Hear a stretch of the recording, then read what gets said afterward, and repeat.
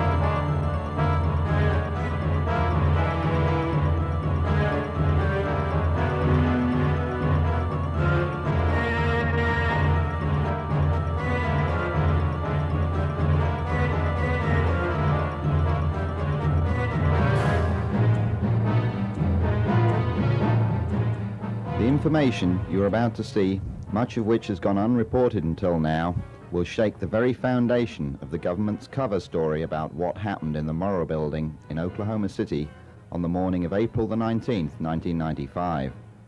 The news staffs of ABC TV and radio, CNN, Associated Press, as well as those of Time and Newsweek magazines, have known most of these facts for several months.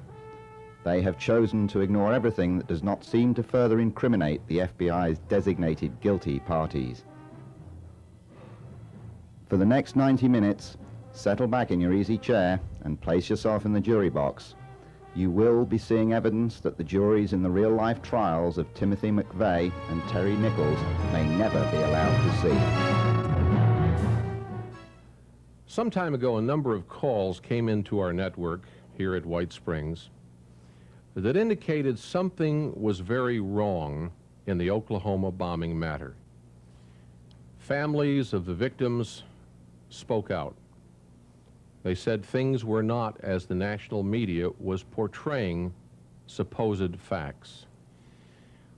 We started looking into the Oklahoma bombing and became more and more concerned, to the point where we commissioned this team to take cameras, investigators, and reporters to Oklahoma City and elsewhere to try to put the pieces together. Expensive, dangerous, but somebody has to do it. What follows now is their report. Hi, I'm Pat Shannon. Over the past 5 months, I have had 5 separate trips back to Oklahoma City to investigate those mysterious bombings. As you can imagine, it must have been a horrible and a terrifying scene that morning. Men and women went to work just as they'd always done and suddenly died. Trusting parents took their children to a daycare center on the 2nd floor, which just happened to be positioned to where it took the brunt of the 7 floors of concrete above it falling. And 19 children were crushed to death that morning. President Clinton, if you remember, came on the following Sunday to a memorial service for those children at one of the churches in downtown Oklahoma City.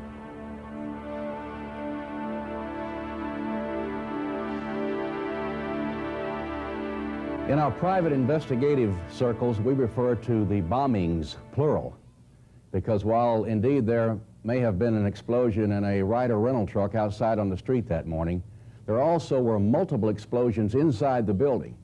Now, why the federal investigators and the establishment media refuse to acknowledge these facts, we cannot say.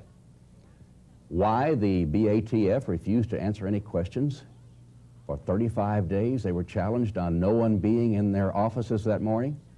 They were finally forced to yield to pressure when a mother who had lost 2 of her babies in the nursery that day came forward on national television to challenge them, at which time a District Director Les Martz from Dallas said that indeed there were 5 agents in the building.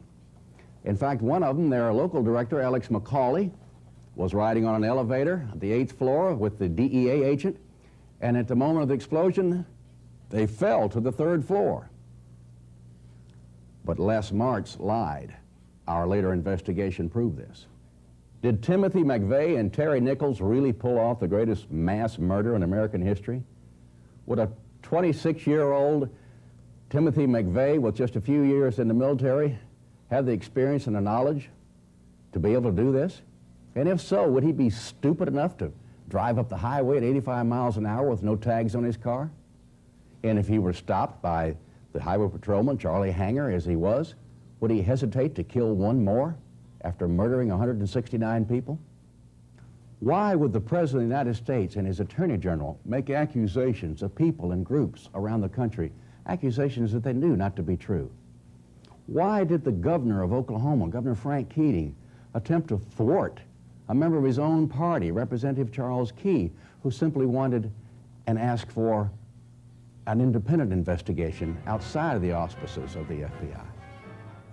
These are a few of the many, many questions we've been pursuing all summer and will pursue in the next 90 minutes or so. But when we finish, you may have more questions than answers. J.D. Cash is an investigative reporter whom I had the good fortune to meet on my second trip to Oklahoma and who has worked very closely with me on this case. He is a lawyer who at age 40 retired from his business in Tulsa with enough means to pursue his long-suppressed desire to be a writer. When the explosions in Oklahoma City captured his attention, he immediately began to investigate the discrepancies in the accepted story, the single blast theory. Now, several of his articles about the contradiction of facts in this tragedy have been published locally, but he began to notice that when his editor submitted his articles to the Associated Press, they continually were being ignored. When he finally inquired in person with AP as to why they were not running his articles, he was told by the bureau chief in Oklahoma City that they had been asked by the FBI not to pursue the Middle East connection. Well, J.D. Cash is a tenacious reporter whose experience in the legal profession long ago taught him not to write anything that he cannot document. He has collected astounding facts that you are yet to hear from your television network news. The 1st of May, I started making some phone calls. There were some things that I was saying on the national news that didn't add up, and there were some questions, or a lot of questions that the national news wasn't even asking. And so I started making some phone calls and immediately ran into the Assistant Fire Marshal, Dick Miller. And Dick, I wanted to know where the ATF, DEA, and Secret Service was maintaining their magazines in the building. It was my understanding that they did have magazines in that building, and I wanted to know where they were located. In the conversation, he explained to me that he had never done an inspection of that building because that is a federal building and he's off limits there because of his role as being a city employee.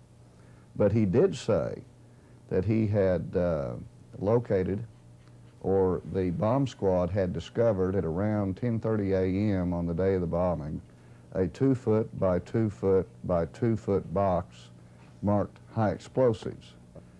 The box was taken by the Oklahoma City bomb squad out to a remote area where it was detonated.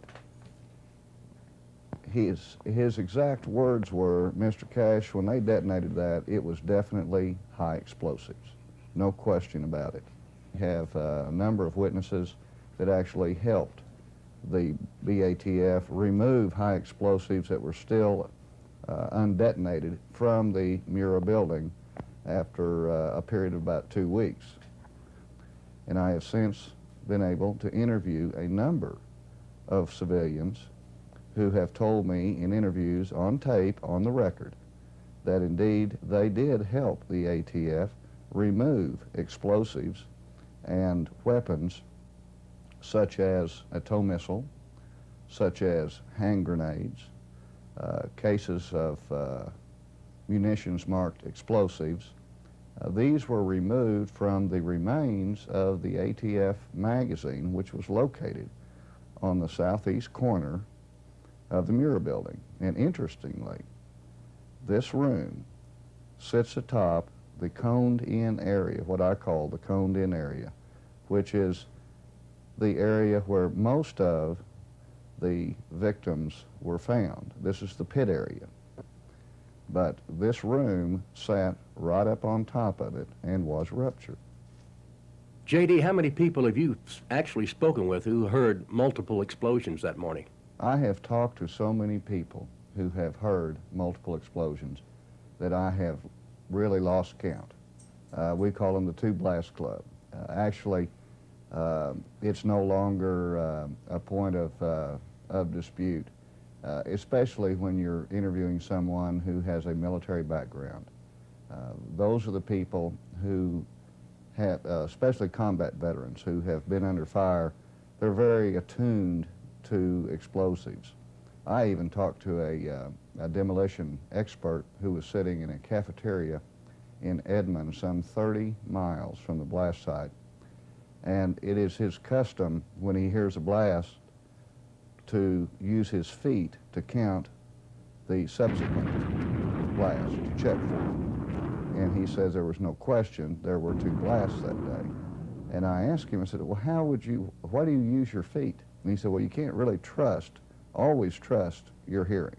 And he said, the reason why I'm alive today is when we set out multiple charges, we use our feet to make sure that all of the charges that we have set off have gone off before we go back and approach the area. So it's just automatic. Speaking of these explosive experts, did any of them comment to you on the impossibility of an ammonium nitrate diesel fuel bomb being capable of doing this kind of damage? To the last person. Every time I interview someone for my articles or for a subsequent book, always at the end of the interview or at some point in the interview, I ask them, what stands out in your mind after having been there that day or during the rescue effort? What's the most amazing thing that you saw? And 2 out of 3 times these people say the condition of the building, that they had never seen anything so torn to pieces. And anyone who has ever been through that building who is willing to be honest will always say, look at where the crater is, look at where that area, that coned-in area is. It doesn't make any sense. Obviously, there were other explosions in that building that day, and that is universal.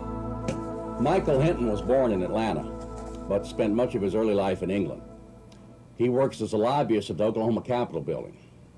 In April, he lived in the YMCA building on Northeast 5th Street, and his daily routine was to catch the city bus that stopped across the street in front of the Murrah building at 8:50 a.m. On the morning of the blast, having just missed his usual bus by a minute, he made a fateful decision. Had he not made the right one, he undoubtedly would have been the 170th person to die in explosions. Mr. Hinton has definite convictions about the question of a second blast. I am active with Ross Perot's United We Stand America.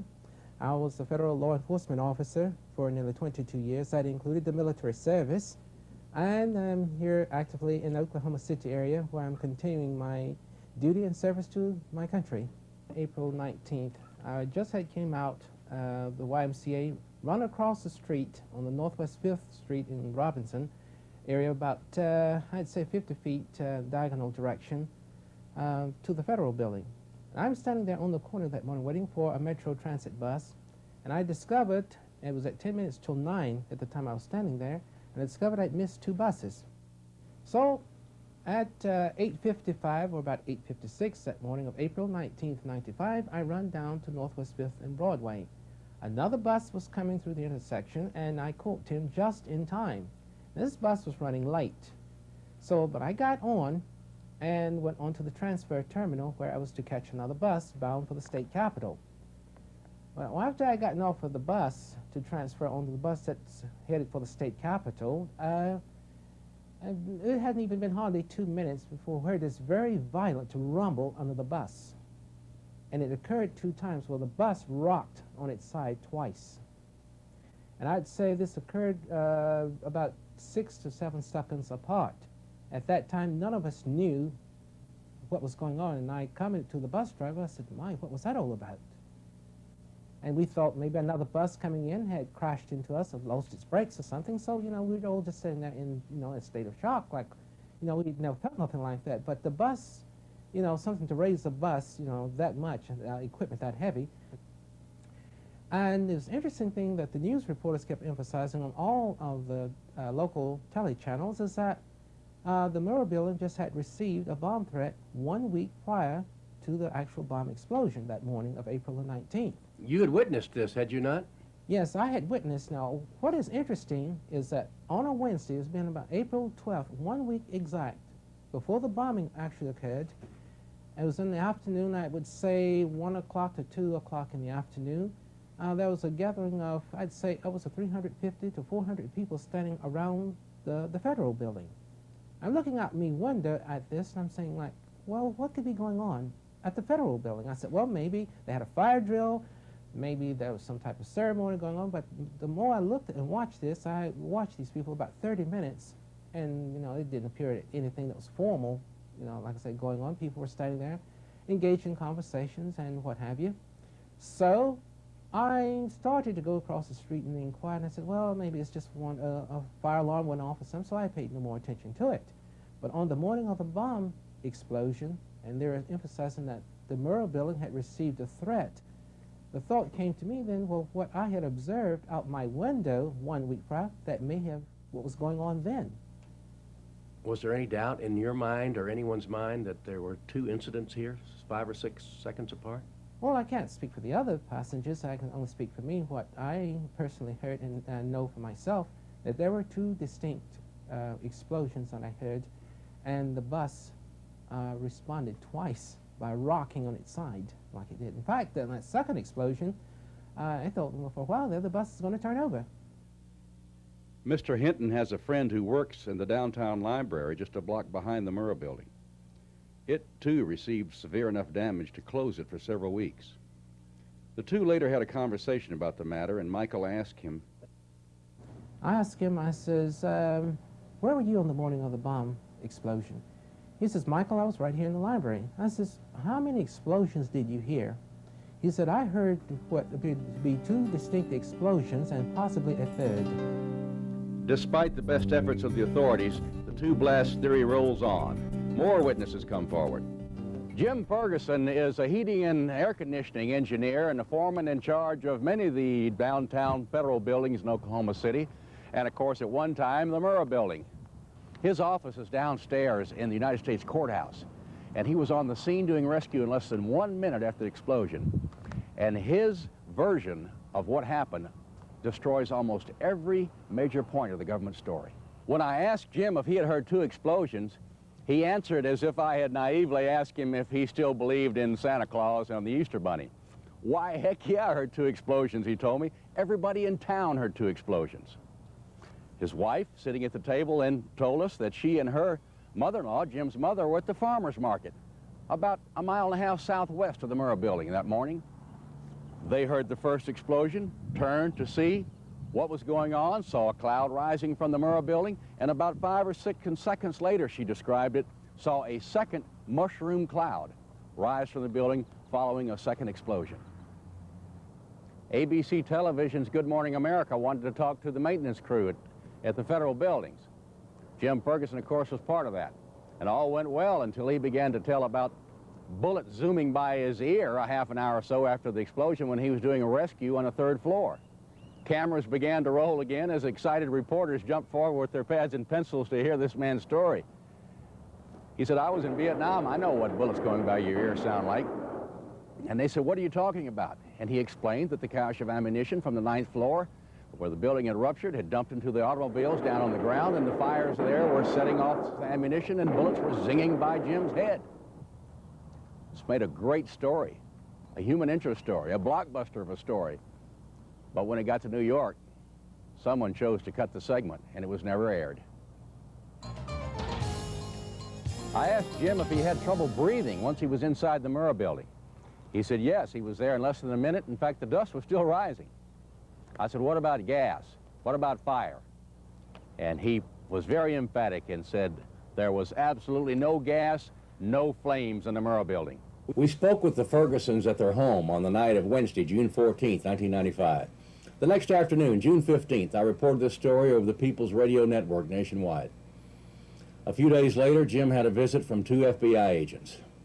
And it was for this reason that he subsequently refused to go on camera with us for this documentary or even be interviewed by anyone else. You could call him another witness intimidated by those who were supposed to be attempting to solve the crime. Now, I'm not an explosive expert by any means, but however, to a man, you should know that every explosive expert, from former Navy SEALs to civilian owners of demolition companies that we talked to, have all told us that an ANFO bomb, that's ammonium nitrate fuel oil, ANFO, an ANFO bomb has 2 glaring signatures, nitrate gas and fire. Even after the flames are out, you can't go near that scene for an hour or 2 without a gas mask. If the FBI and the control news media were seriously looking for the real facts of the case, would they not attempt to draw conclusions from the evidence of witnesses such as Jim Ferguson?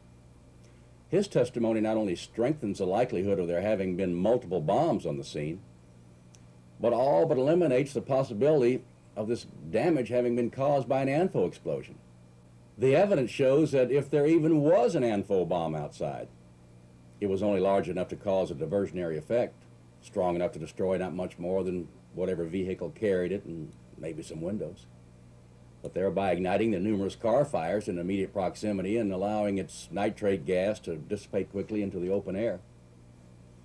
According to every independent expert we spoke with, the truck bomb simply could not have been large enough to cause the massive damage seen at the Murrah building. J.D. Cash and I had been wondering how so many ATF agents appeared on the scene so suddenly after the explosion. And if they actually were at work that morning, why were they outside the building and not in their offices on the 9th floor? This became a national issue on May the 23rd, on the day of the demolition, when Edie Smith was on CNN following the demolition of the Murrah building. And she brought it to the country's attention that she had a lot of questions about what the ATF knew prior to the bombing.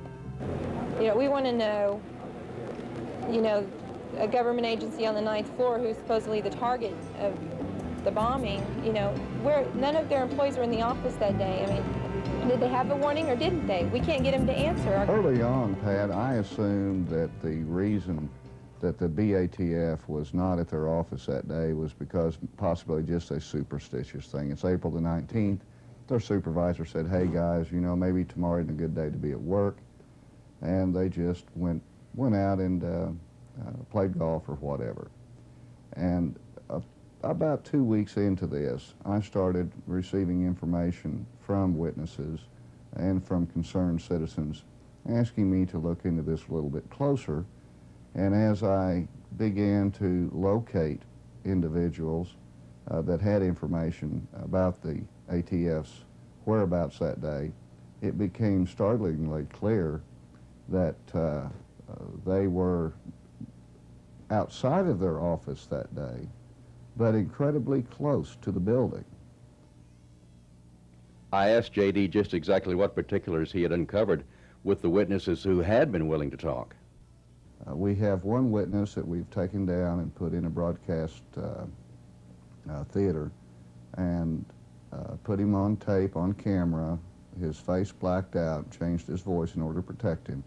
And this individual has told us that he saw 6 to 8 ATF agents 14 to 16 minutes after the blast working the crater area, working the rubble, looking for bomb fragments outside the Murrah building on the morning of the blast. Another witness confronted an ATF agent outside. A local broadcasting company, a local affiliate, has a witness that they have interviewed on more than one occasion who, along with this person's supervisor, rushed up to the building 2 minutes after the blast. And the first person that person encountered was a jacketed ATF agent. And when I say jacketed, I'm talking about their raid jacket where their initials are clearly marked. This witness told the television interviewer, that he looked up at the 9th floor. Now, this particular person happened to know, because of his wife's position with the government, he happened to know that ATF officed in that building. And he pointed up there to the 9th floor, which was largely destroyed, and then looked at this individual and said, "How are you alive?" And the ATF agent, according to this witness, said, "I was told not to come in this morning. We've had a bomb threat." We talked about another witness who was parked on the street only 100 paces from the Ryder truck. He survived nicely. It's amazing. When he gets out of the truck and he walks up to the parking lot, the very first group of officers that he sees are ATF agents in their raid jackets. He was amazed. These stories keep coming back over and over and over again. Just exactly where were the agents that morning? We know for a fact that 3 were in Ponca City at an arson trial. 2 more were downtown Oklahoma City at the U.S. courthouse at a similar arson trial. 1, Agent Luke Franey, was on the 9th floor of the Murrah building. Another, Alex McCauley, the agent in charge, claimed to have been on the elevator, claims to have fallen from the 8th floor to the 3rd floor. 5 others were unaccounted for. We wonder, 5 or 6 unaccounted for?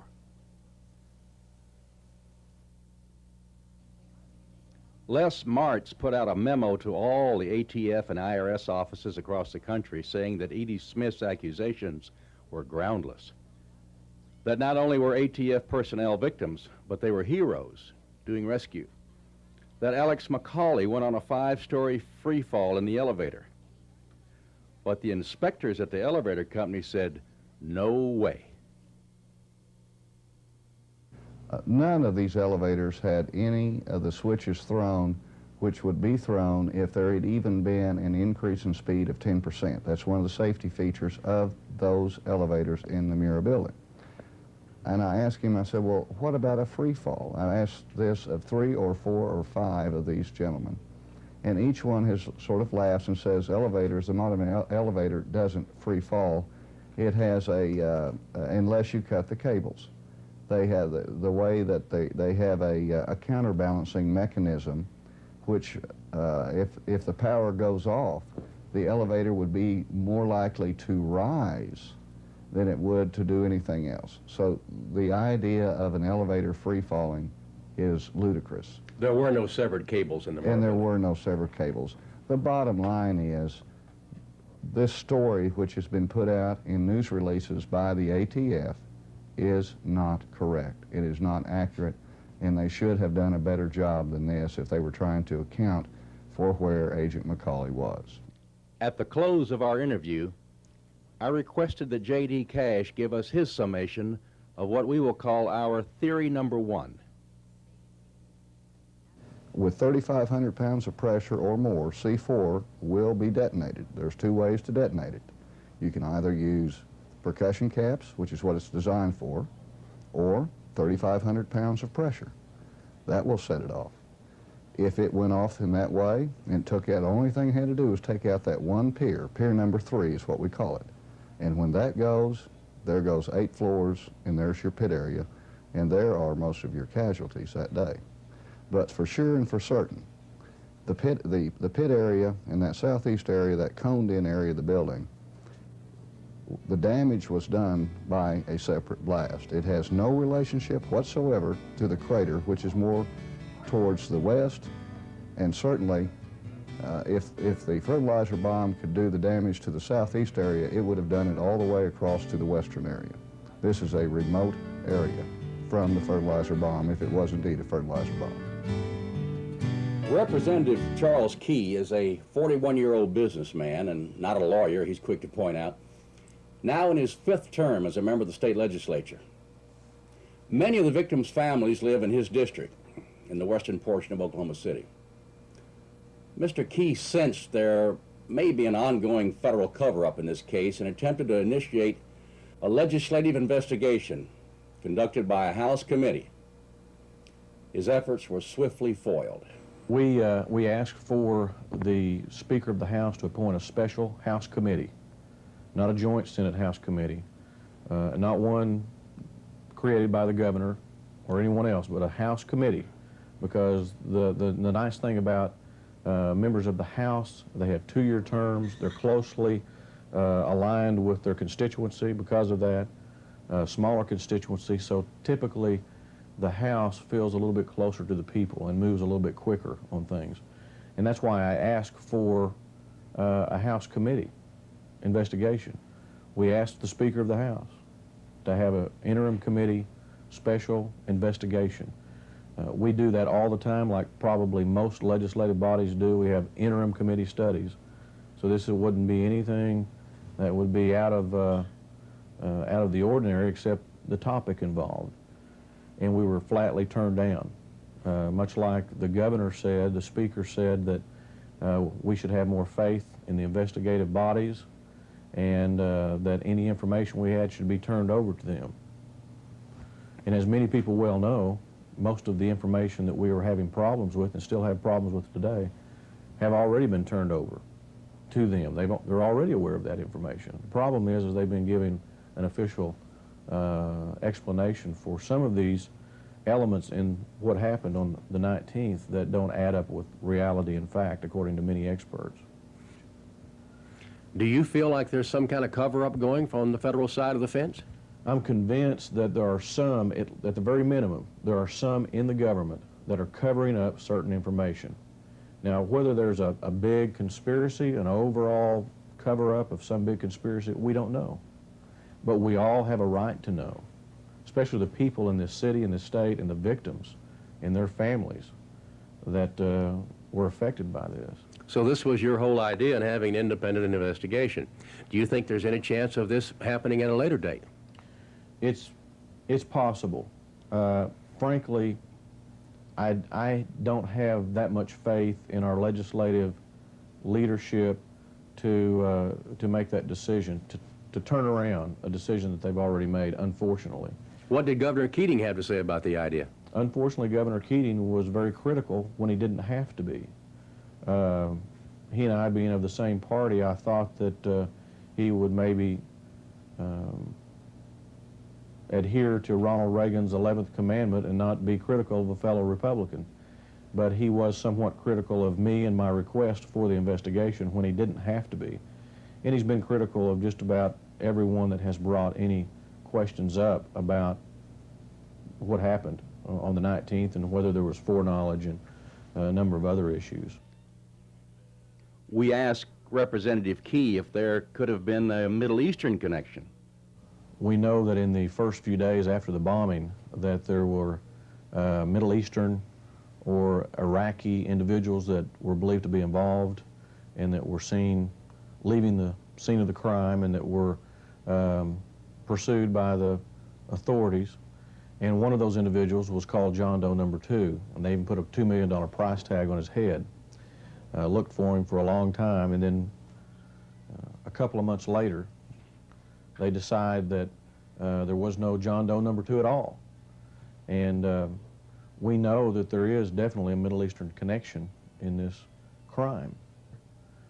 We have other people that have given eyewitness testimony, given 100% ID of individuals that were at the scene of the crime that were of Middle Eastern descent.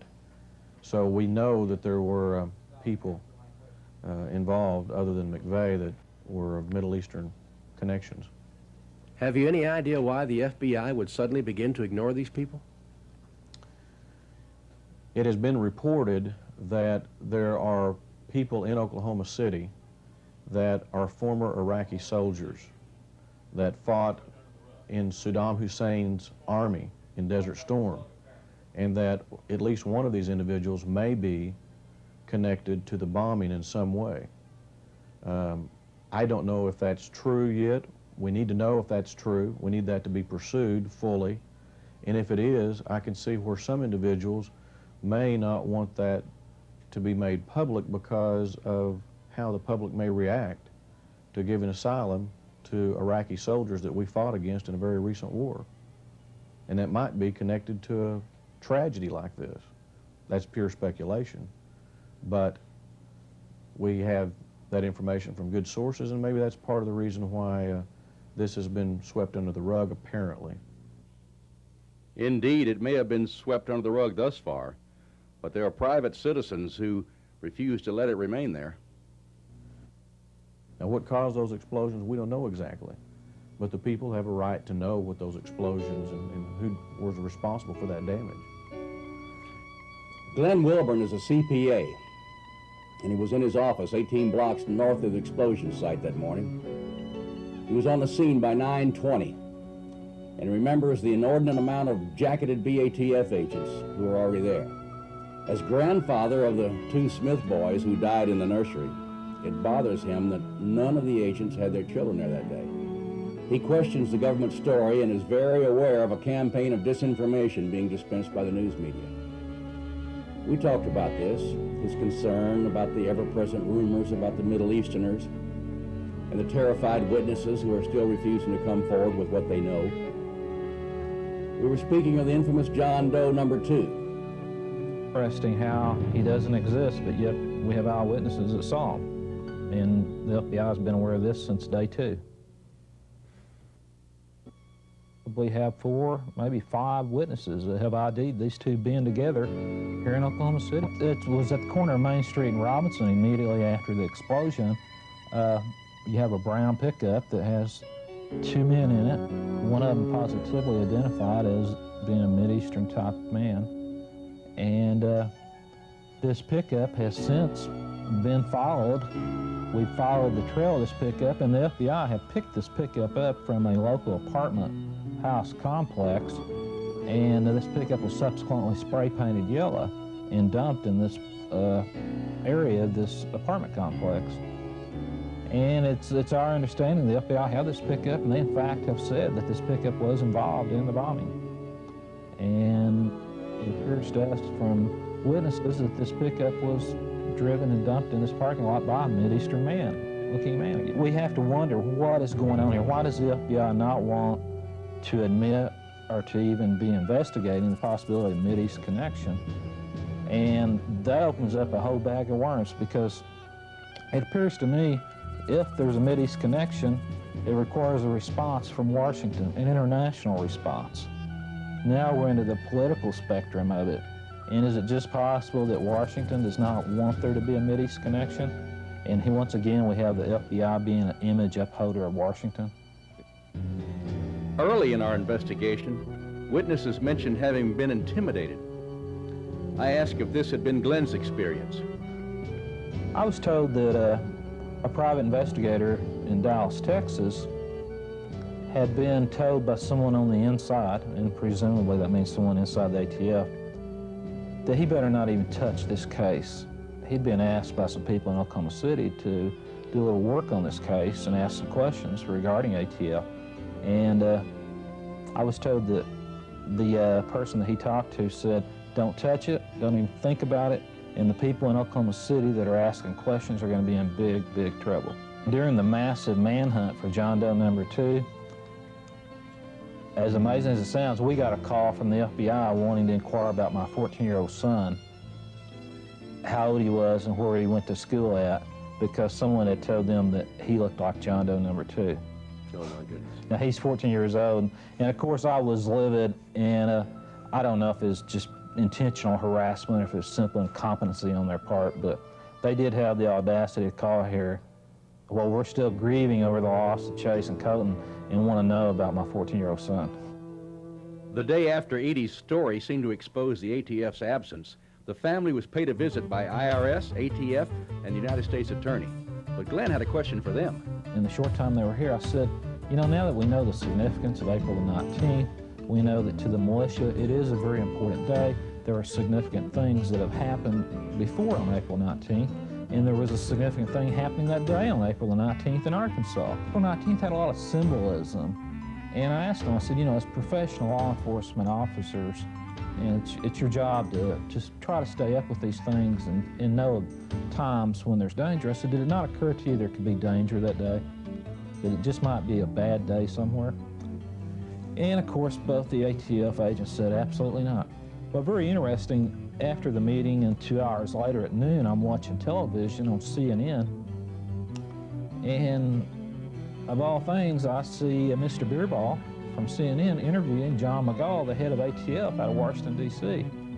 And it's kind of deja vu because Beerball asked the exact same question to Mr. McGaugh that I had asked to the agents in my living room that morning.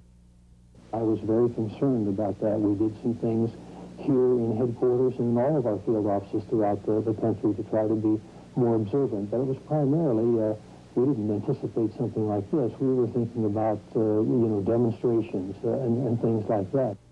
He saw this only 2 hours after his morning meeting. What were his feelings? I'm assuming they lied to me. Somebody lied to me. Either McGaugh lied on national TV or the two guys in my living room lied to me. Somebody was lying that morning. It appears to me.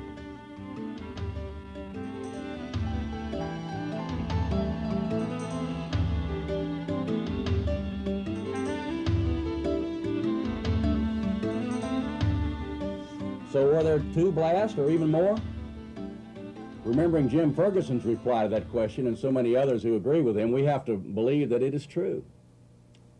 Now, we know that it to be a slight exaggeration that everybody in town heard 2 blasts, because many people we interviewed who were inside the Murrah building at the time heard no blast at all, and at first thought they'd been hit by an unexpected tornado.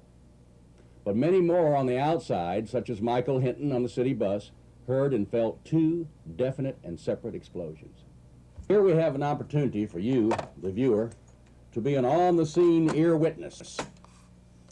At 9:02 on the morning of April 19th, there was a meeting going on in the conference room of the Oklahoma City Water Board, which was housed across the street and only 100 feet or so west of the Murrah building. It was so close that people died there in the ensuing moments. Now here's a tape recording of that meeting that was taking place. You may decide for yourself how many blasts you are hearing amidst the pandemonium. We begin 9 seconds before the explosion. Part of this proceeding, basically, there are 4 elements that I have to receive information regarding them.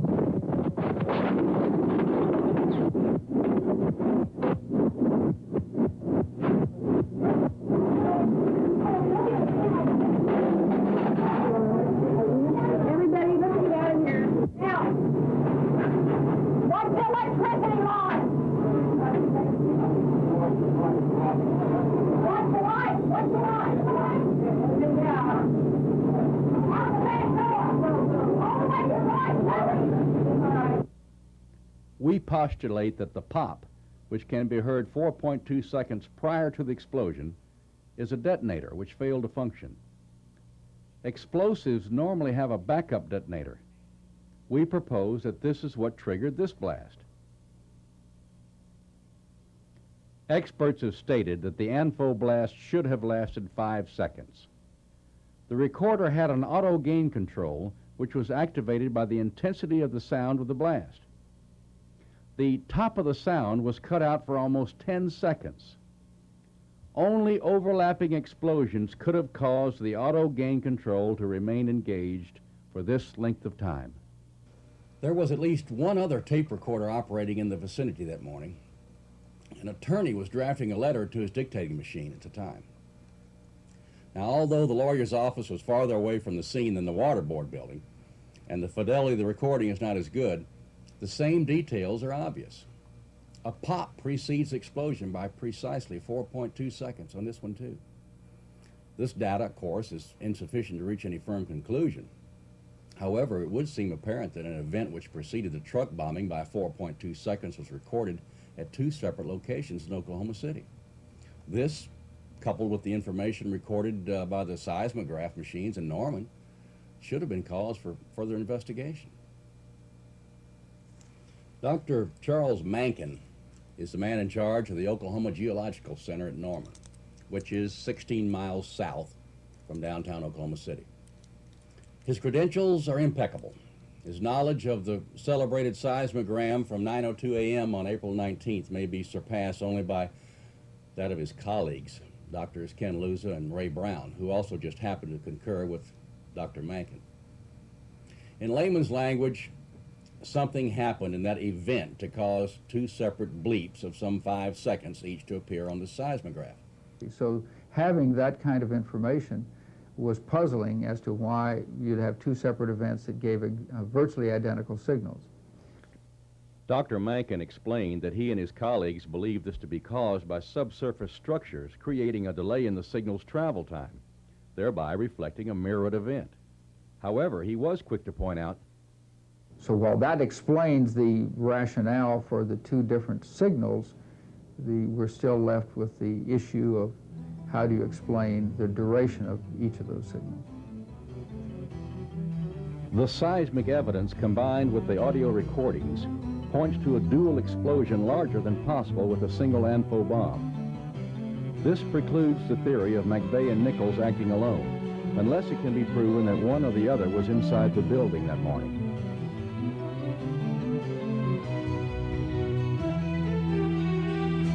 Well, part of a disinformation program is to plant individuals in organizations. This is common. The intelligence community, particularly CIA, is known for coming in with cults, planting them there, their own people, provocateurs, having them become leaders of the cult, and then control the cult. And also in these disinformation programs, they will plant somebody, that person will be a rabble-rouser, it'll give the government an opportunity, an excuse to come after that particular organization. It's very common. Ted Gunderson is a retired senior special agent in charge of the Los Angeles office of the FBI. Today, he's a private investigator, and renowned trial attorney F. Lee Bailey once dubbed him as unsurpassed by any in the country. Supporting theory number one, we have presented 11 thought-provoking points. With the introduction of Ted Gunderson, we move to our theory number two. Similar to the position of so many others, Mr. Gunderson's lifetime of experience prevented him from believing the news stories about an ANFO bomb being solely responsible for this enormous destruction. Then there was a perplexing situation of John Doe 2 being seen by so many witnesses that a $2 million prize tag was placed on his head. In early June, the Justice Department removed this reward offer, with Janet Reno saying at a news conference, John Doe is no longer a suspect. John Doe 2 is a joke. I mean, the early news report said that John Doe 2 was seen with McVeigh in Michigan and in Kansas and in Arizona. And now the government comes up and says, oh, and also in Kansas he was seen renting the truck with him, right? Now the government's coming up, oh, it's just by coincidence that this particular person that they drew the artist's conception from happened to be in the rental shop at the same time, had nothing to do with McVeigh. This all doesn't make sense. And now the latest thing, as of this date, is that these are two guys, McVeigh and Nichols, out having a beer, decided they hate the government, went down there and blew up the federal building. That's a joke. Why are the national media ignoring this real information? It appears to be factual that you and General Parton and others are uncovering. They're ignoring you, and they are chasing this apparent folly. I don't think they're chasing anything. I think this is part of the disinformation program. I've penetrated... So it's by design. It's by design. Investigator Gunderson alleges that he has, with others, infiltrated several clandestine organizations whose modus operandi is to compromise political figures and thereby dictate their voting behavior, a technique that has now been expanded to include key figures in the national news media to further the organization's own agendas. It is clear from Pat Shannon's own research that the national news media are aware of the major differences between the evidence and the official version of events in Oklahoma City. However, they still choose to support the official story. A shabby commentary on the condition of the Fourth Estate. So as a result, these people, or some of these people, are running the news media. They're paying the bill, so to speak. So they're being, as far as I'm concerned, the major mainstream media is being manipulated, maneuvered by the businessmen. They don't dare come forward with this two detonations and these other theories. Ironically, according to Anthony Summers' new book about your former boss, J. Edgar Hoover, those are the tactics that he became infamous for using from about 1930 to 1970. Well, let me put it this way. I don't think we have time to go into J. Edgar Hoover. I will defend him as a great leader, and he put a great organization together. We had no corruption, virtually no corruption at all when he was the head of the FBI. So I don't think we need to get off onto that subject, but I'll say this, that we didn't have the corruption in the... Ted believes that often the national media will pretend to be interested in things that they really are not. April the 26th, I learned that ABC Television and 4 other members of the media had been into the University of Oklahoma, obtained the information about the 2 detonations. Then about 2 weeks later, ABC TV came to town, called me from a motel, said they wanted to interview me and wanted my material. They couldn't meet with me right at that moment. They said they would talk to me later. And I said, well, in the meantime, I'll fax some material to you at the hotel room or the motel room. I did. I never heard from them again. So they never did the interview? They never did the interview. And I think that they were in town just to find out what I had, because this was early in the investigation. And I had been on a number of radio talk shows and so forth. Plus, I sent out, when this initially broke, I sent out a lot of information on my fax. In fact, I probably sent out over 200 faxes around the country. It was picked up and rerun. Also, it was on the internet. But it was, they didn't want to interview me. They didn't want this information. They only wanted this information to find out what I had, as far as I'm concerned. And ABC TV had this information earlier. They have never used it. The 2 detonations were mentioned, I understand, on one occasion on CNN, but they haven't been used since then. Ted, it appears that the only way people are able to get the truth from this whole fiasco is from the underground network, so to speak. It seems that even the people in the highest echelons of government are participating in some kind of cover-up. Do you agree with that? I agree 100%. We furnished our material to Senator Arlen Specter early in the investigation. I sent him a fax. Said, I'm former #2 man in the Philadelphia FBI. I was there when you were U.S. Attorney, and I've met him in the past when he was there as the U.S. Attorney. And I said, I have some very important, critical information for you. Please contact me. I haven't heard from him yet. This is several months ago. So, also the FBI, we furnished this information to the FBI. About 10 days after I furnished it to the FBI, I received a phone call. The agent said, I received this fax. Do you want me to send it to other FBI field offices around the country? I said, well, you can do what you want to do. I sent about 200 of them out. I don't think it's going to make any difference one way or another now. But in the end, the bottom line was he wanted to know where I lived and what my phone number was and so forth. And I said to him, hey, please come out and interview me. Because I not only want to talk about this, I want to talk about some of the other things that I'm involved in. The only responsible person, quote-unquote responsible, who has contacted me or done any follow-up that I've furnished this report to is Stephen Jones, McVeigh's attorney. A nice letter back from him. You will be contacted in the future and so on and so forth. And as a matter of fact, his investigators have already interviewed my associate and me. Nationally syndicated talk host Anthony Hilder compared the Oklahoma bombing to the Reichstag fire in Germany in 1933, which was committed by one political faction and successfully blamed on the opposition. Hilder was one of the first to interview Ted Gunderson after the Oklahoma City tragedy. Is this something that occurred as a result of talk show hosts like myself inspiring some crazies to get out there and take out a federal building, or is this not in fact something that was set up for the purpose of frightening the population of this nation into surrendering our rights for a new world order? I'll have to say, in all honesty, in all sincerity, there's no question in my mind, and this is my opinion, that an incident occurred or was established or happened that was planned, and the purpose of that was to enrage the American public and to make sure and force Congress to pass anti-terrorism legislation, which we do not need, but which at the same time would imperil our civil liberties and further erode our civil rights and help destroy what we believe in our Constitution. You know, they're encouraging and asking that new legislation be passed, anti-terrorist legislation. I have with me the guidelines of the current guidelines of the FBI in investigating terrorist acts. These guidelines are more than adequate to investigate what we have, any potential acts in the future. Will you say that right into the camera? Yeah, these guidelines here are more than adequate to investigate any terrorist group, domestic or foreign, that comes into the United States. There's no question about it.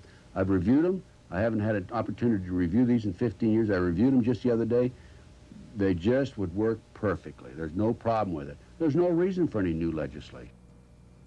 For nearly 30 years, you were on one side of the fence, and then suddenly you're coming out on the other and actually accusing your former employers. Why are you doing this? For 45 years, 28 years as an FBI agent and 16 years or 15 years since, I've never changed positions. I've always been on the right side. I'm the seeker of the truth. When I was in the FBI, I sought the truth. When I got out, I still seek the truth. So it's not me being against the FBI. I'm against anybody who is not being honest. Ex-Bureau Chief Gunderson fears that certain people in the government are intentionally withholding and diverting information. Now, we apparently have an element within the government. I don't want to chastise the whole government, but we apparently have an element within the government that doesn't feel this way. And they're putting out this disinformation. And I think it's a horrible situation. I think someone needs to really delve into it. There are some good people in the government, too, so I don't want to chastise all of them. You left the FBI at a relatively early age. I would presume you were probably in your 50s after nearly 30 years. Why did you retire so young? Were you under a cloud of any type, or was there some kind of corruption that you couldn't stomach within the FBI at the time? No, I've never been involved in any corruption, knew of no corruption when I was in the FBI. It was a very great organization. I had a fantastic career. I'd get up in the morning and shave, and I'd say, I can't believe they're paying me to go to work today, that sort of thing. And I retired because I was 50 years of age, and I had mandatory retirement at age 55. So I said, well, why should I wait another 5 years? I'll get out now. And I did. The only problem I've had since I got out is there's been a disinformation program aimed at me by unknown sources within the government. Like I've been accused of being a homosexual and being involved in suffering from mental problems and being forced out as a disgruntled employee, that sort of thing. But none of it is true. None of it's true, absolutely not.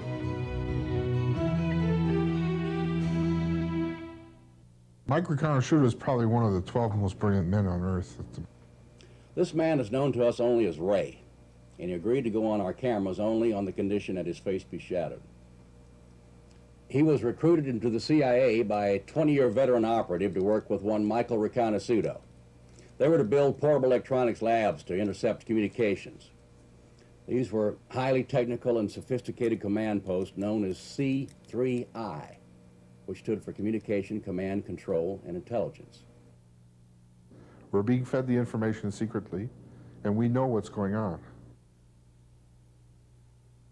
I would prefer believing General Parton's explanation than the ANFO explosion. Of course, we have our own definition of what happened. Their own definition of what happened is the super bomb, which has been touted for months by Ted Gunderson on talk radio. Now, the way our pineapple bomb works is that a cloud of aluminum, silicate, lead azide, and a few other ingredients is set up so that a specific chain molecule exists, it permeates the air all the way around the pillars and so on and so forth. And this cloud is energized with a high voltage pattern, a specific high voltage pattern, which produces a sort of a stairway pattern in the molecular structure of the cloud. Part of that pattern is a hydrodynamic generator, a hydrodynamic power generator, an energy source, shall we say, permeating the cloud, which is then energized with another energy source and then detonated. And this causes the cloud itself to explode in such a fashion so that if the cloud is circulating around the pillar, then it crushes the pillar from all sides and turns that pillar literally to dust and leaves only the rebar behind. So if you've got this cloud permeating all the way around the first floor, wherever it is, anything in its path gets crushed, imploded to dust instantaneously. And when that happens, of course, there's nothing left to hold up the floors above, so bang, they come down like a pancake. How does this coincide with the 5 or 6 second differential seen on the seismograms from Oklahoma Geological Center?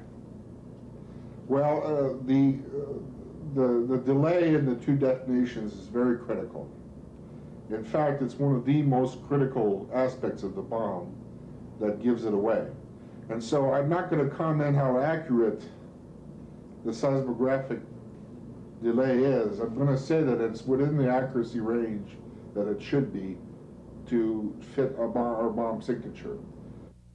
Could your bomb have been numbers 2 and 3 that people heard? Absolutely. In fact, that's what I'm proposing that happened. The number 1 was the ANFO, number 2 was the setup explosion, and number 3 was the final detonation.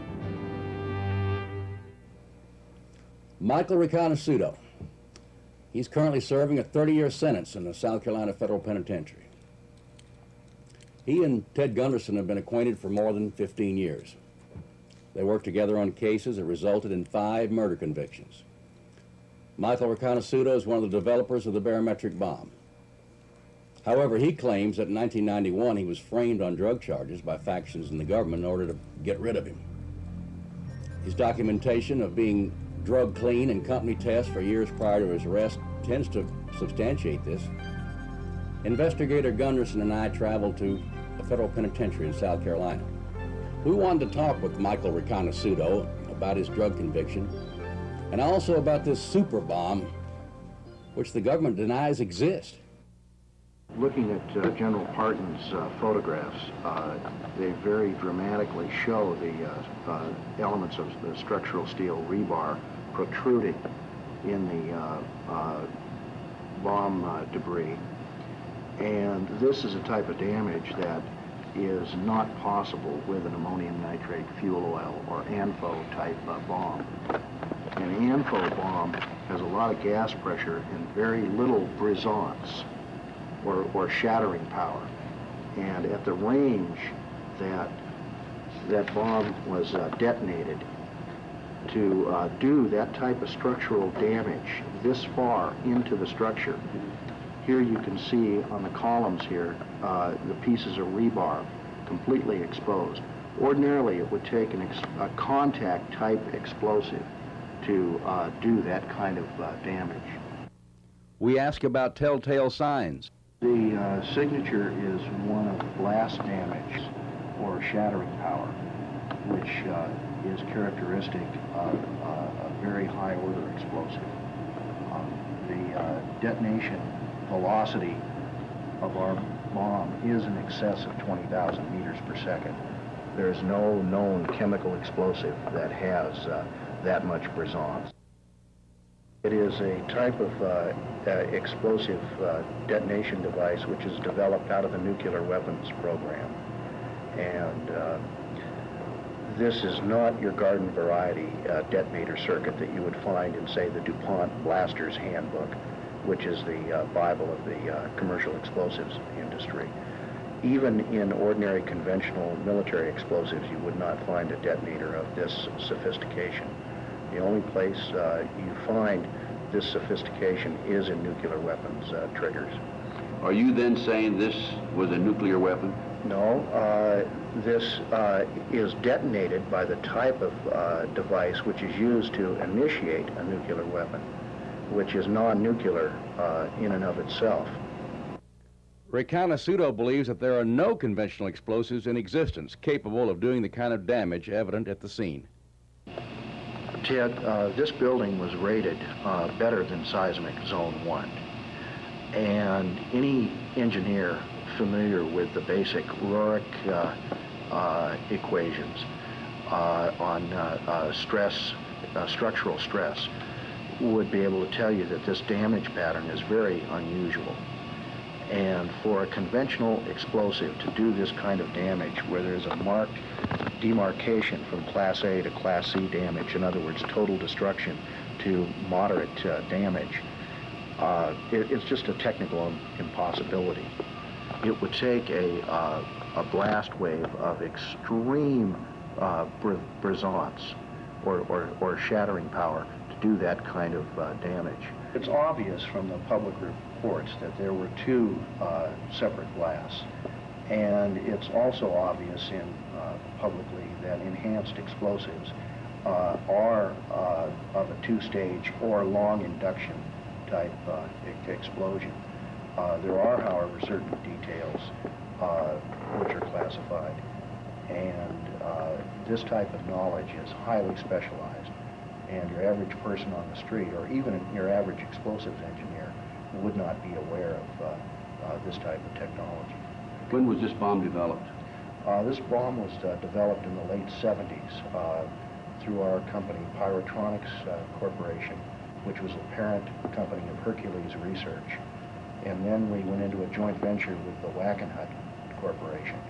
In order to demolish a building like that, a building that is designed for better than seismic zone 1 stresses, would take an immense amount of rigging, and you would have to actually drill the structural members to plant the charges. Is this bomb, the barometric bomb, a directional bomb? Yes, the blast dispersion can be precisely controlled. It can be omnidirectional, or it can be very directional in a less than 15-degree fan if it's detonated that way. Michael, assuming that the building was drilled and wired, could it have been done from closing time on Tuesday night before 9 o'clock in the morning Wednesday? Absolutely not. It would have taken days to prep a building like that. Does this bombing fit the signature of any other bomb other than the barometric bomb? None that I know of. Do you have any knowledge of the barometric bomb ever having been used before other than during experimentation? Yes, it was used to take down a high-rise apartment building in downtown Beirut in retaliation for Mr. Buckley's torture and death. What year? That would have been in 1984. And who was responsible for that? Who had control of the bomb at that time that did this? Our friend. I don't want to. I don't turn the camera off.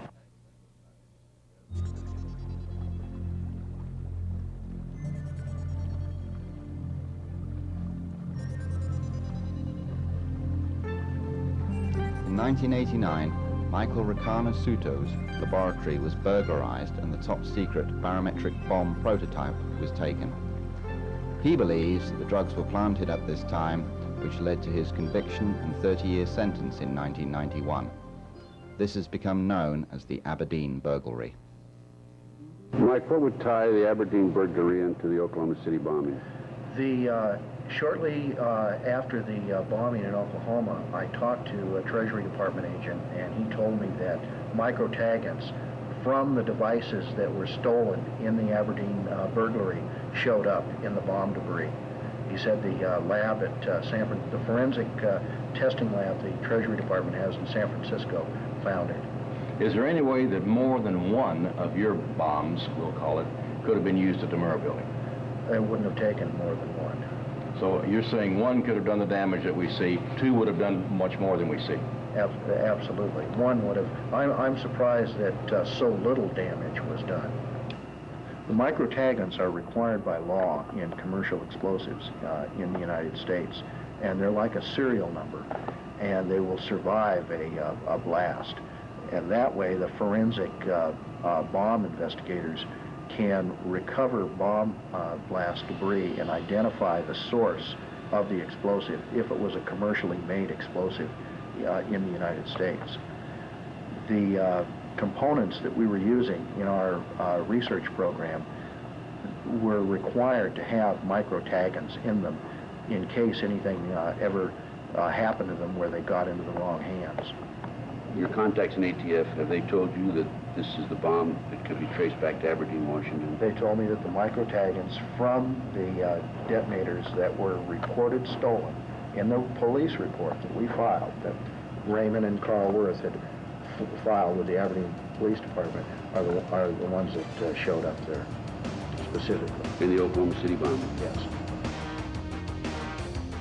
If the testimony from these ex-government agents is true, It points to a much more ominous bomb being present at the Murrah Building on April the 19th, 1995.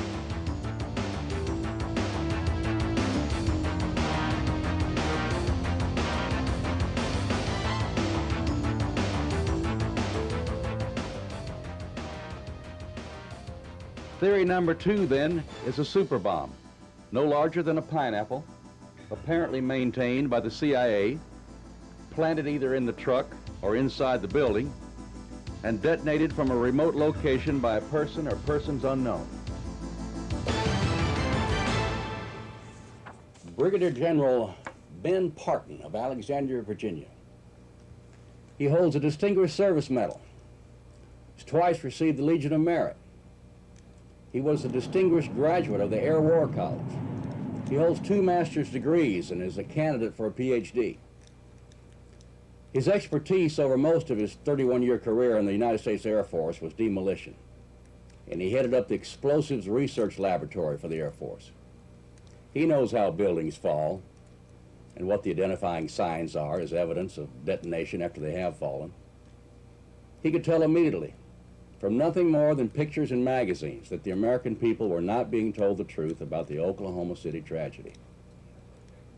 In mid-May, a 7-page letter went from the retired Air Force general to Senator Don Nichols of Oklahoma, imploring the senator to take steps to stop the demolition of the Murrah building on May the 23rd.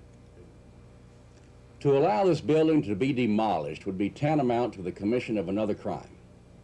At a minimum, it would be destruction of evidence, said the former high-ranking military officer. We caught up with General Parton in Albuquerque, where he was presenting all these findings on the subject to a large audience at the University of New Mexico.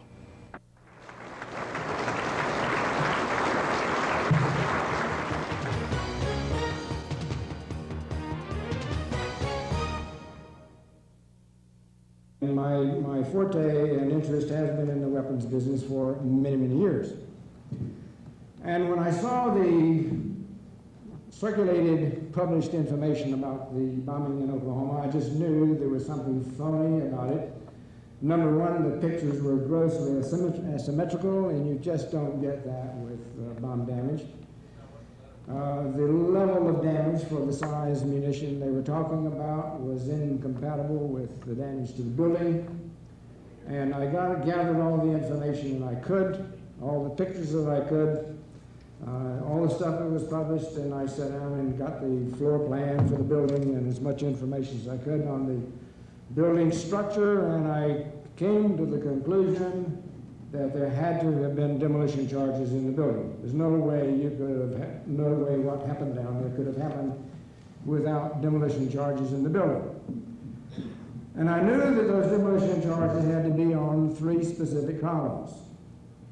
But I felt across the front, if it had been an outside job, that those demolition charges would have been at the base of the columns on the front of the building, because they were available and accessible to anyone on the sidewalk. But there was one column back in the middle of the building that came down, and they certainly couldn't have been taken out with the demolition charge without someone having access to the building. So I prepared a memorandum, and I sent it to about 60 members of the Senate and the House, laying out my concern. And Don McIlvaney and I got on the radio talk shows. We both agreed we would hit as many as we possibly could and try to get the Senate and the House to take some action to keep that building from coming down until we could have an independent assessment of what happened, because I knew when that building came down there would be evidence forever destroyed. And I suspected that there may be an effort to cover up things, so I felt that we ought to have a separate and independent investigation. Of course, the Senate and the House both acted with their normal black hole kind of an operation.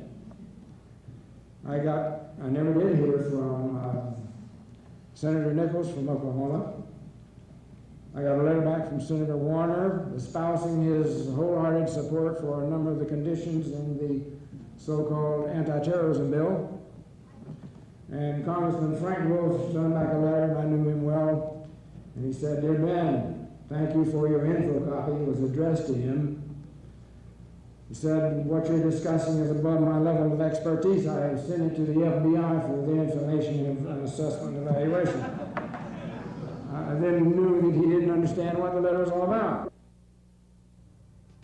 Disgusted with the attitude of Congress and dissatisfied with the government's clumsy explanations, General Parton personally carried his investigation to Oklahoma City. There was a company in Oklahoma that had pictures that were made throughout the cleaning up of the building.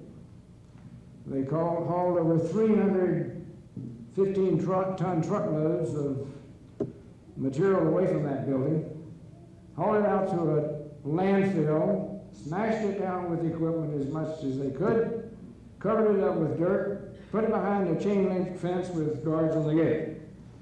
So if that's not a figurative and a literal cover-up, I don't know what is a cover-up. Was this destruction of evidence precipitated because the government prosecutors feared the remaining forensic evidence might clear their official suspects, McVeigh and Nichols? Or would it have proven ATF, DEA, and Secret Service carelessly stored dangerous explosives on the 8th and 9th floors? General Parton feels the photographic evidence disputes the last half of this theory.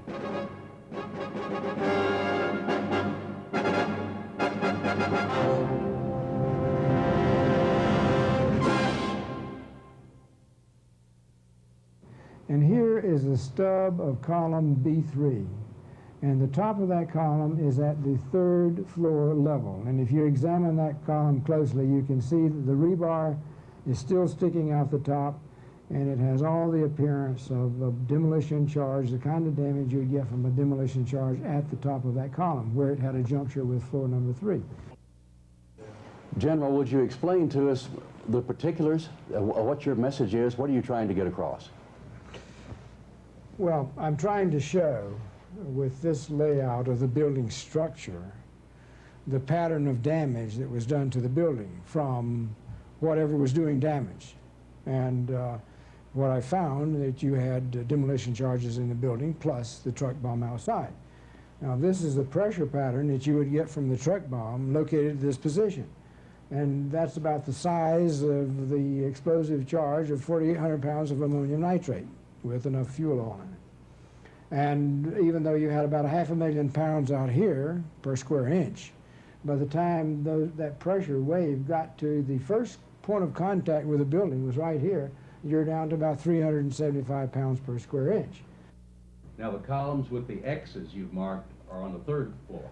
The columns with the X's I marked are the columns that I concluded were taken out by demolition charges. At the 3rd floor level? At the 3rd floor level. A blast. There was a blast from the truck bomb. There was? There was a blast from the truck bomb. But not strong enough to damage the header or blow it in. That's right. But as I indicated, there is the evidence from the pictures that show that these columns were failed by demolition charges. With evidence inside, was it really necessary to destroy the Murrah building? General Parton asked that question too.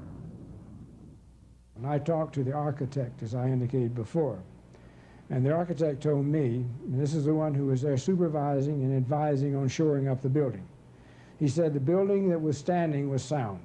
It was his recommendation that the building be rebuilt because everything still standing was structurally sound, and he felt the building could be rebuilt.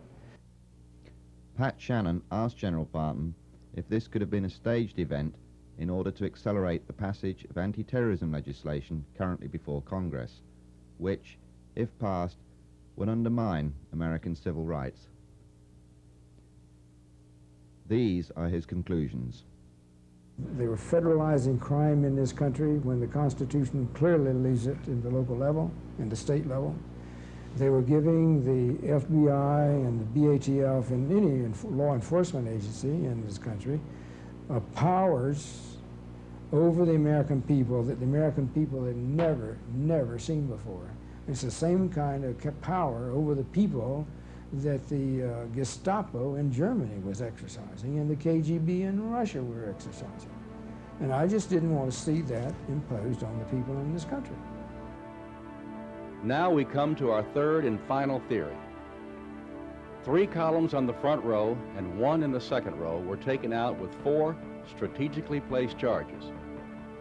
As in theory number 2, the ANFO bomb outside in the truck was no more than a diversionary tactic and did little damage. So we have 3 possible scenarios now. 3 situations that could have happened, none of which fits into the government's cover story of a single ANFO explosion on the street and of Tim McVeigh acting alone. However, we believe we can correctly assume that there was an ANFO bomb that exploded in a truck outside the Murrah building. So at this point, we must suppose that one of 3 things happened. First, Tim McVeigh, along with John Doe 2, whoever he is, and acting in concert with absolutely no one else at the scene, parked the truck loaded with explosives, ignited it at the scene with the fuse or from a remote location moments later, and set off the blast. They were not aware that explosives had been stored on the 9th floor by DEA, BATF, and the Secret Service. The truck explosion on the outside triggered the cache on the inside a few seconds later. This would account for the multiple explosions heard by hundreds of witnesses and even captured on tape, as well as the 2 separate shakes on the seismograph, 5 seconds apart. One can imagine the embarrassment, not to mention the liability, the agency would shoulder if these facts became public knowledge. Therefore, it was in the best interest of the government to demolish the building to prevent any further investigation.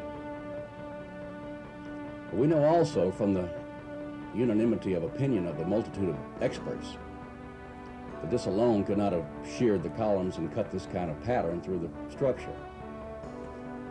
Therefore, we must eliminate this supposition almost as quickly as we consider it. The second and third possibilities involve more intrigue and provide even a more sinister answer to the question of why this gigantic effort at a cover-up. Now let us assume for a moment that John Doe 2 is leading Tim McVeigh around by the nose, coercing him into buying the fertilizer, renting the truck, etc. But John Doe 2 is also working closely with the government, relaying all the information to them, unbeknownst to Tim McVeigh, of course. Tim, then, is the inveterate and the classic patsy, much as was Lee Harvey Oswald in 1963. So when the truck bomb goes off at 9:02, the barometric super bomb described by Gunderson, Ray, and Reconnaissance is triggered by a Confederate in an unmarked helicopter, which was seen above the building by several witnesses at the time of the explosion.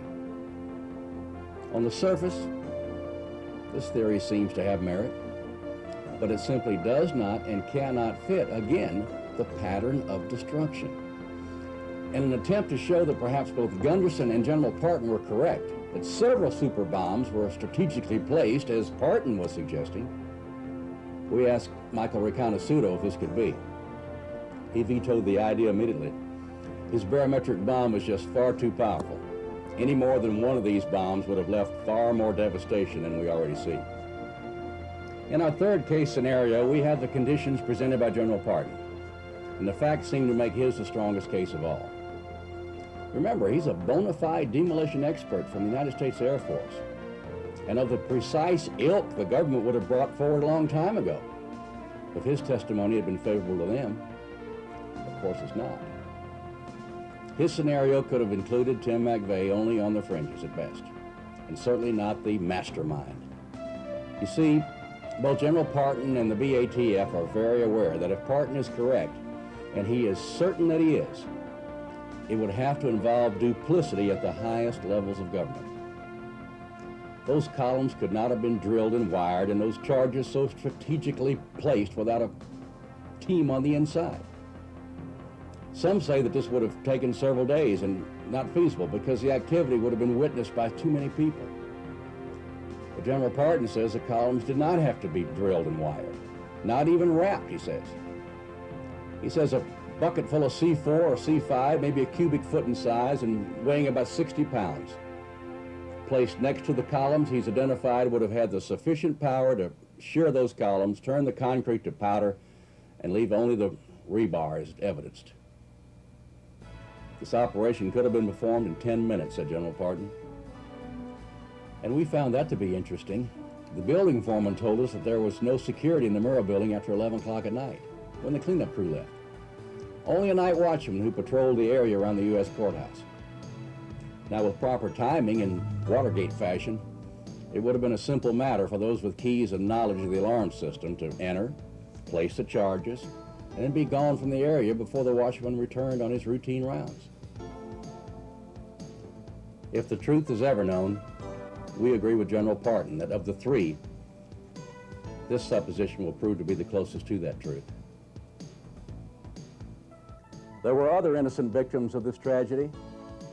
First, the President and the Attorney General jumped to outrageous conclusions and seemed to make whatever public accusations that might prove to be politically expedient. They blamed in general the Christian right, and in particular the conservative talk show host and the unorganized state militia. The charges were all groundless, but because of the source, the news media had a field day for many days. One of these unfortunate victims was James Nichols of Decker, Michigan, the older brother of Terry. In the heat of the hysteria, the public sat back in wonderment as James was arrested without charges, indicted on flimsy circumstantial evidence, and placed in a federal lockup for 32 days. He was finally released when prosecutors admitted that there was nothing on which they could base a case against this man. They arrested me. First it was protective custody. I argued with that. I objected to that. Then they brought up charges upon me, falsely. Indicted me with a grand jury indictment the day before we was going to have a probable cause hearing, because they didn't have any evidence for a probable cause hearing. So they used the prosecutor's grand jury rubber stamp. Afterwards, they let me out. Finally, after 3 court hearings, the judge said that he sees no evidence. They presented no evidence to connect me. And then Janet Reno come on last Thursday, the 10th of August, I think it was, said that I'm totally exonerated. They had no evidence. Well, if they didn't have any evidence after another 60 days of surveillance and investigation, how did they have enough evidence to put me in prison to start with?